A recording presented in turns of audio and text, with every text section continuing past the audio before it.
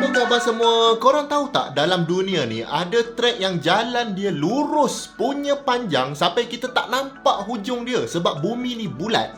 Kereta Bugatti yang claim dia boleh sampai speed 490 km sejam tu, diorang test dekat sini lah. Kalau dekat highway biasa, tak adanya diorang berani test. Even dekat autobahn sekalipun. Kalau dia tutup jalan autobahn tu dekat public, dia tetap tak cukup panjang straight dia untuk capai speed yang gila macam ni. Jadi Bugatti ni, diorang guna satu track yang special yang tak ramai orang tahu. Track ni pun memang in the middle of nowhere, dekat dengan sempadan East dengan West Germany dulu. Dan track ni nama dia Era Lesson. Dekat sini je Bugatti Chiron Sport ni dapat capai speed yang dia claim tu. Dan memang sejak dulu lagi Volkswagen Group test teknologi rahsia diorang sebelum masuk ke dalam production car yang kita bawa tu. Volkswagen Group ni bukan maknanya kereta Volkswagen saja, tapi termasuk juga Audi, Lamborghini, Bentley, Bugatti, Seat, Porsche dan banyak lagi brand bawah group ni. Semua test dekat track ni. Sebab itulah Bugatti pun boleh guna track ni juga. Jadi kita nak tengok rahsia apa yang diorang test dekat track ni sebenarnya. Lepas tu kenapa track ni lah yang terpenting untuk Volkswagen Group, dan kalau penting kenapa dia duduk tengah-tengah hutan sana. Okey, jom kita tengok. Sebenarnya kan memang tak pelik bagi sebuah manufacturer untuk ada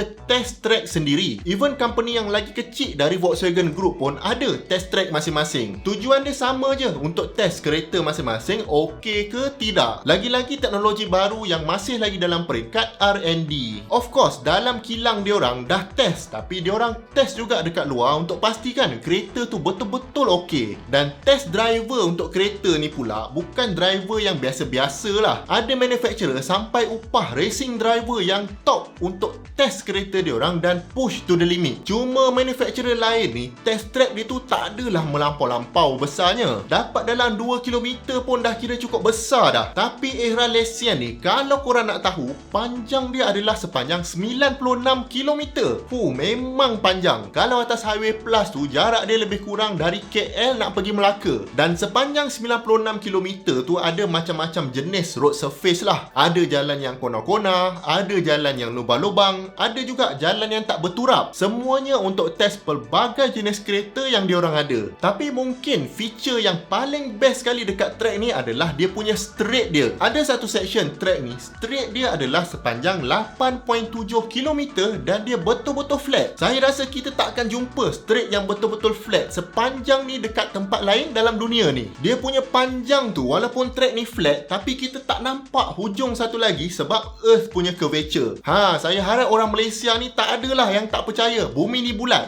Ke ada? Yang bestnya, straight yang panjang ni dia bersambung dengan corner yang ada banking tau. Maknanya corner ni dia sengit sikit supaya kereta tak hilang grip dan boleh corner dengan laju gila. Jadi waktu top speed run, biasanya driver akan pecut dulu, lepas tu dia akan maintain speed dia dekat corner ni. Dan bila keluar dari corner ni, barulah dia pecut betul-betul sampai dapat top speed. Kalau korang pernah tengok Top Gear dulu, James May ada buat top speed run guna Bugatti Veyron dekat sini, dan dia dapat cecah speed 407 km sejam. Dia punya laju tu sampai berair mata dia tak tahu sebab apa. Jadi apa-apa kereta pun yang nak buat top speed run, most likely akan datang dekat sini. Sebab dalam dunia ni ada beberapa tempat saja kereta boleh capai kelajuan yang gila macam ni. Antaranya dekat Era Lesson ni lah. Sebabnya dia punya corner tu ada banking angle. Itu yang menjadikan mudah sikit nak capai top speed. Kalau tak ada corner ni, mungkin kereta tu perlukan straight yang lebih panjang lagi. Tapi kenapa dia orang pilih Era Lesson untuk buat benda ni? Dia seolah-olah kita pilih satu area dekat jalan Gerik Jeli dekat-dekat sempadan Thailand sana untuk buat test track. Mesti orang tanya, kenapa tak buat dekat sikit dengan bandar? Mungkin dekat Seremban ke? Dekat sikit dengan pusat bandar dengan kilang-kilang kereta tu sendiri. Betul tak? Jadi track Era Lesson ni memang dah lama dibina, dan tujuan asal diorang buat tempat ni memang untuk develop teknologi rahsia. Sebab diorang pilih Era Lesson tu walaupun agak jauh dari kilang, tapi tempat ni dia ada dalam no-fly zone. Sebab masa tu East Germany dengan West Germany dia tengah perang, dan Era Lesson ni dekat dengan border. Jadi bila duduk dalam no-fly zone ni, apa-apa prototype yang rahsia tu musuh tak boleh nak tahulah. Diorang tak boleh nak spy.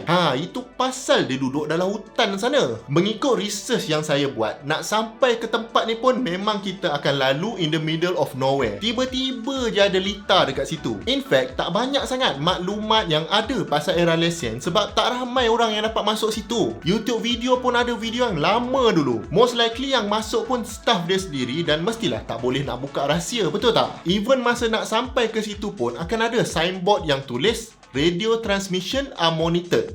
Seram tak? Jadi banyak projek yang diorang test dekat era lesen ni adalah projek R&D ataupun research and development. Dia dah macam research center lah dekat situ. Maknanya projek yang ada tu belum lagi masuk dalam production dan most likely takkan masuk pun dalam kereta kita. Tapi inilah benda yang big brands buat supaya diorang stay ahead of the competition. Kiranya kalau kita perasan satu teknologi tu dah masuk dalam kereta kita, most likely R&D diorang untuk benda tu dah buat 7 tahun lepas dah. Kalau hari ni teknologi tu masuk, esok baru kita nak tiru, kita sebenarnya dah terlambat lah. Jadi disebabkan Volkswagen Group ni ada banyak entiti dan setiap brand ni ada R&D team dia sendiri, setiap team akan present dia punya research dekat sini. Kata bos R&D dia, setiap research tu mesti at least bagi pulangan lebih 2 kali ganda investment dia dekat R&D tu. Ada projek yang untung sampai 6 kali ganda pun ada. Dan antara contoh research yang pelik-pelik diorang buat, contohnya diorang develop material baru yang boleh kurangkan berat enjin sebanyak 13%.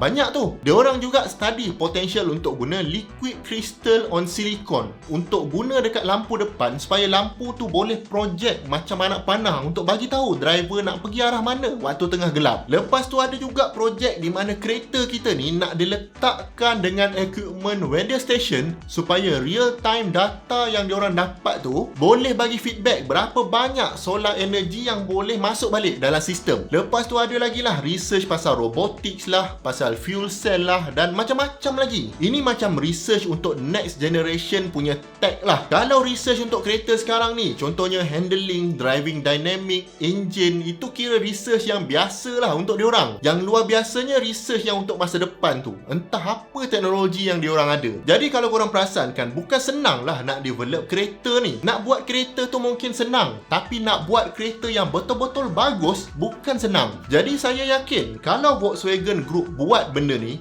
kompetitor dia yang lain kalau dekat Germany macam BMW dengan Mercedes tu pun diorang buat benda yang sama juga. Tak ketinggalan juga manufacturer dekat tempat lain dekat Asia macam Toyota dengan Honda contohnya. Even Geely mesti nak kena ada R&D ni supaya diorang tak tenggelam. Ini boleh kata in-house punya R&D lah, research yang dibuat oleh staff diorang sendiri. Ini belum lagi research yang diorang outsource dekat universiti-universiti contohnya, dekat agensi lain dan banyak lagi collaborators diorang. Belum lagi feedback yang diorang dapat dari racing team diorang contohnya. Semua data ni akan digunakan untuk jadikan kereta diorang makin lama makin bagus.